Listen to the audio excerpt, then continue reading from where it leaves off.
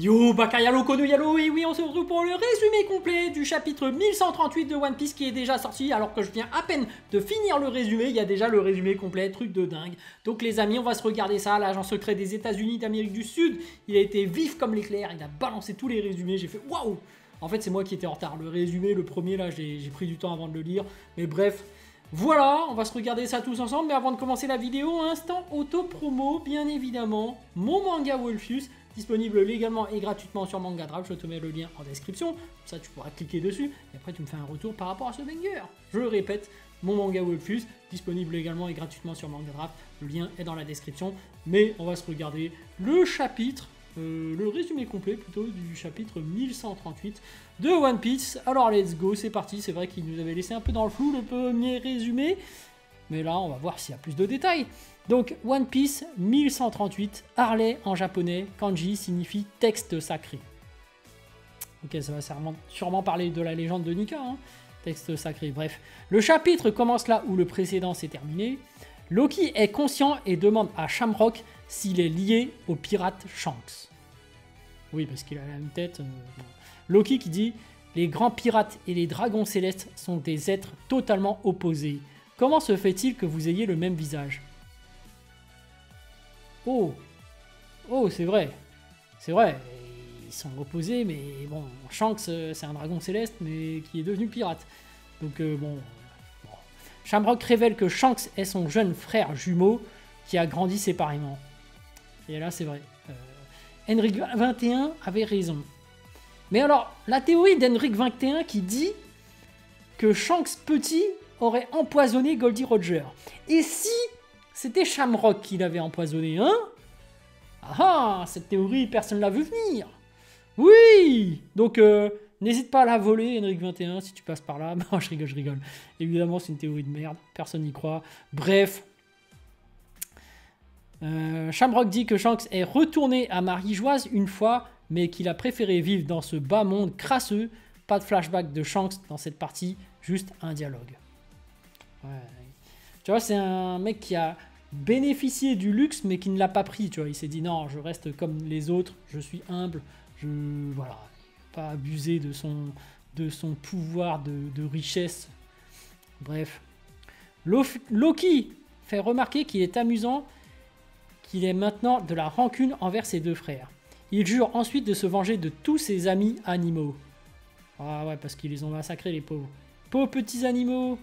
Oh, Shamrock, ouais, bon après, on te fait bien comprendre que là, les méchants, bah, c'est Shamrock, c'est les chevaliers divins, c'est le gouvernement mondial. Donc voilà, on sait qui sont les méchants. Shamrock qui dit « Tu m'as menacé ?» Et Gunko « Patron, ne perdez pas votre temps avec des gens comme lui. » Shamrock qui dit « Je sais, je n'ai pas besoin de l'attaquer directement. Cerberus. » Shamrock sort son épée et un énorme chien à 3 têtes appelé Cerberus en sort. Nous ne savons pas encore s'il s'agit d'un pouvoir de fruit du démon ou non. Ce Cerbère est similaire aux zombies de Moria, mais il est beaucoup plus menaçant. Des nuages noirs flottent autour de son cou et 3 épées sortent de chacune de ses 3 bouches. Oh, c'est une invocation, c'est quoi? C'est bizarre, on ne sait pas en fait, mystère. Après, les chevaliers divins, ils ont peut-être un autre pouvoir, pas lié aux fruits, mais peut-être... tu sais, les gens, des pirates, ils ont des fruits du démon, eux, ils ont peut-être des fruits de dragons célestes, tu vois. Donc peut-être un autre truc. Gunko crée un énorme oiseau avec ses flèches avant de partir. Shamrock ordonne aux 3 têtes de Cerbère de s'envoler de son corps. Puis il fait en sorte que le corps de Cerbère se transforme à nouveau en épée. Gunko et lui sautent alors sur l'oiseau flèche et s'envolent. Shamrock qui dit « Si tu survis à ça, n'hésite pas à venir prendre ta revanche. Je serai alors ton adversaire. » Ok. Et Loki qui fait « Pas question, tu te moques de moi, ce n'est pas possible. Se faire poignarder par ça, c'est grave. » Les 3 têtes de Cerbère, avec les épées sur leur bouche, tournent dans les airs et volent vers Loki à toute vitesse. Les 3 têtes transpercent alors le torse de Loki. Aïe aïe aïe. Shamrock et Gunko discutent pendant qu'ils s'envolent du monde souterrain. Shamrock qui fait « Les supprimer immédiatement semble difficile. Nous allons commencer par capturer les enfants. Appelle une personne de plus. » Oh, la cruauté. Je pense pas qu'ils aient buté Loki. Mais alors, bon, c'est un peu frauduleux. Hein. Là, il a sorti une super attaque de Cerbère, tout ça, mais si c'est au final pour faire un flop. Bon, Gunko qui dit « Compris, lequel voulez-vous » Au château d'Orust, Luffy et son groupe discutent avec les gardes géants que Luffy a trouvés dans le dernier chapitre. Luffy est en colère car les gardes géants disent qu'ils ont été attaqués par Shanks. Luffy n'arrive pas à y croire que Shanks puisse faire une telle chose. Puis il dit à quel point Shanks est cool et honorable. Nami s'esclave en voyant Luffy si en colère. Ouais, en vrai, Luffy il est vraiment fan de Shanks. Hein. Moi je le voyais pas comme ça, mais c'est son idole en fait, Shanks. Alors que, bon, ils ont le même niveau de puissance, là, à l'heure actuelle. Hein. Nami, en riant, tu as une grande confiance en Shanks, n'est-ce pas? Et Luffy qui fait, en colère, bien sûr, Nami, tu serais aussi en colère si quelqu'un disait du mal de Mori mère, n'est-ce pas? Et Nami qui fait, c'est belle mère. Ouais, vraiment, Luffy, il est dingue de Shanks. Mais c'est ça, hein, peut-être, le but de cet arc. C'est de jauger la confiance de Shanks, enfin, jauger la confiance de Luffy envers Shanks, à quel point il est fan de lui, quoi. Donc, parce que lui, en fait, Luffy va être le seul à croire que Shanks n'a rien fait. Et il aura juste parce qu'au final, c'était Shamrock, tu vois. Ce sera peut-être ça, le truc. Bref, Luffy qui fait « Le frère de Shanks, je ne peux que l'imaginer comme un bon gars. » Ah non, c'est les géants d'abord.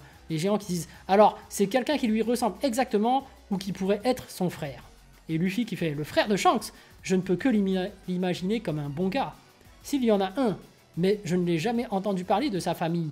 Apparemment, il était sur le bateau pirate depuis qu'il était enfant. Je pense que sa famille est probablement Roger, Rayleigh, tout l'équipage des pirates de Roger, sauf Baggy bien sûr. » Ah d'accord. Ça c'était... Ok, je comprends mieux par rapport à ça parce que dans le premier résumé là, c'était flou. Là, ok, si Luffy dit comme ça... je comprends mieux pourquoi il considère l'équipage de Roger comme sa famille, Shanks.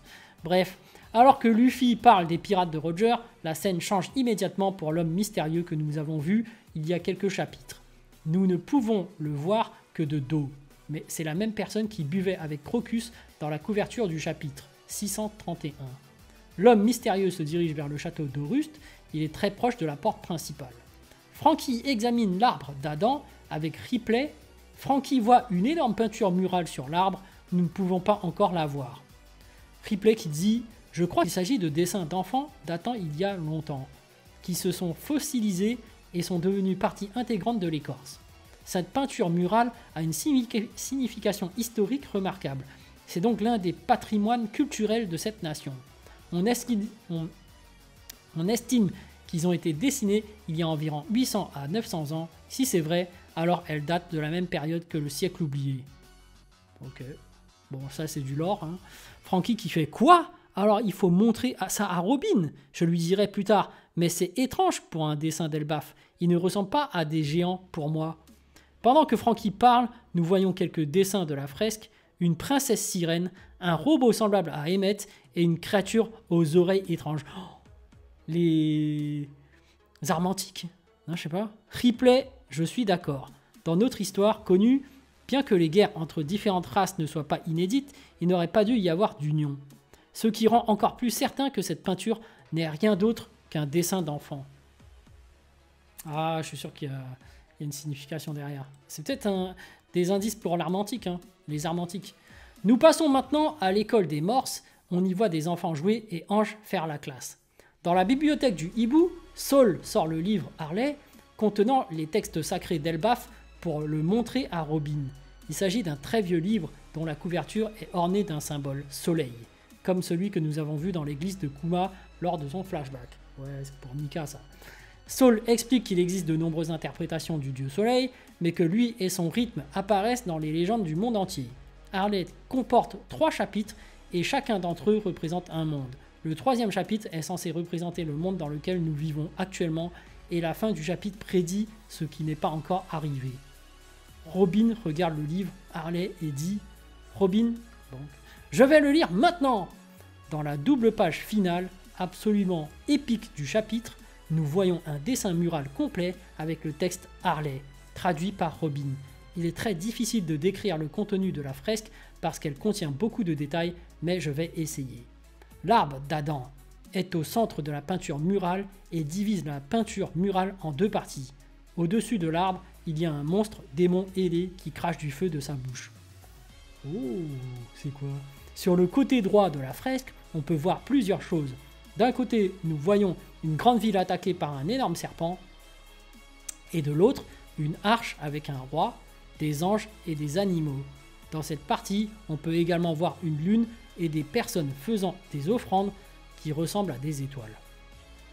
Cette dernière partie est similaire aux peintures Kenner à trouver dans la lune. Oh, c'est quoi ça? Allez, ça, je vais devoir regarder le chapitre pour voir de quoi il s'agit là. Bref, pour une fois, vous m'obligez à regarder les chapitres de One Piece alors que c'est dessiné comme de la merde. Non, je rigole, hein. Évidemment, c'est juste que j'ai du mal avec les dessins d'Oda, mais bon, je ferai un effort. Dans la partie gauche de la peinture murale, on peut voir une grande bataille. On y voit Nika, ou Joy Boy, se battre contre un énorme démon ailé qui tient le soleil dans ses mains. Nika se bat aux côtés de géants, dont un avec des cornes, de samouraïs, de lunariens, de minx. Ce sera Barbe Noire. C'est l'équivalent de Barbe Noire, je pense. Ça. Parce que Barbe Noire, il peut se choper des fruits du démon, il va devenir un espèce de monstre hybride. Bref. D'une princesse sirène accompagnée de créatures marines, d'anges, d'un robot semblable à Emmett et de nombreux bateaux avec des humains. L'un d'entre eux semble venir d'Alabasta. Ma prédiction, je vous l'avais dit, hein, il y aura une alliance des 4 Yonko. Et du coup, il y aura une grosse bataille finale. Moi, je le dis, hein. Je le dis, je le répète. Voilà. Et le chapeau de paille, c'est le One Piece. Et Mio, quel second de Shanks. J'enchaîne les théories. Et voici ce que disent les textes sacrés de Harley. Le premier monde, sur la terre, il y a la flamme. L'humanité submergée par le désir toucha le soleil interdit. Les asservis prièrent, le dieu soleil apparut, la divinité de la terre est furieuse. Avec le serpent de la flamme de l'enfer, ils ont englouti le monde dans la mort et les ténèbres. On ne peut plus les rencontrer. Hé, le serpent de la flamme de l'enfer, est-ce que ce serait pas Zoro? Zoro, seigneur des enfers. C'est peut-être une référence à Zoro. Bon, bref. Le deuxième monde. Dans le vide, il y a un souffle. La divinité de la forêt a chassé les démons. Le soleil n'a fait que semer la guerre. Le peuple de la demi-lune a vu un rêve. Le peuple de la lune a vu un rêve. Okay. Les hommes devinrent des dieux après avoir tué le soleil. Ils auront quoi? Tuer le soleil, ils vont tuer lui. La divinité de la mer s'est déchaînée. On ne peut plus les rencontrer. Le troisième monde. Dans le chaos, il y a le vide. L'ombre troublée se souvient. Le jour promis et écoute le son de la lune fragmentée. Le dieu soleil danse et rit, menant le monde à sa fin. Le soleil reviendra et ainsi viendra un nouveau matin. Ils se rencontreront à nouveau. Ah! Ma théorie par rapport au dernier texte. Dans le chaos, il y a le vide et tout.